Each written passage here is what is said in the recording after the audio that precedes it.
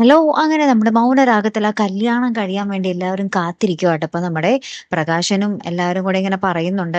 നമ്മുടെ വേലുവും പറയുന്നുണ്ട്, "ഞാൻ അവനെ കണ്ടാൽ ഉറപ്പായിട്ടും കൊല്ലും അച്ഛാ. അച്ഛൻ പേടിക്കാതിരിക്കെ. ഞാനൊരു മൂർച്ചയുള്ള കത്തിയും കയ്യിൽ കരുതിയാ നടക്കുന്നേ" എന്നൊക്കെ പറയുകയാണ്.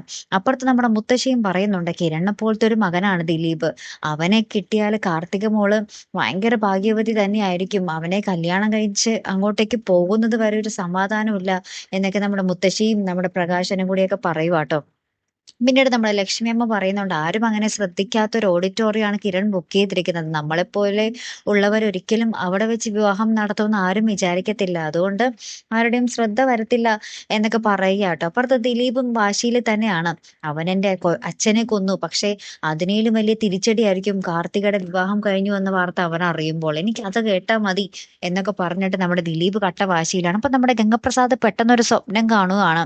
നമ്മുടെ കാർത്തികയുടെ കല്യാണം കഴിഞ്ഞതായിട്ട്. അപ്പൊ ഗംഗപ്രസാദ് പെട്ടെന്ന് ഞെട്ടി എണീറ്റിട്ട് ഇങ്ങനെ പറയുന്നുണ്ട്, "അവളുടെ കഴുത്തിൽ താലി വീഴുന്നത് എനിക്ക് ആലോചിക്കാൻ പോലും പറ്റില്ല" എന്നൊക്കെ ഇങ്ങനെ ഞെട്ടി പറയുന്ന ഒരു നിമിഷങ്ങളാട്ടോ നമുക്ക് ഒടുവിൽ കാണുവാൻ സാധിക്കുന്നതേ.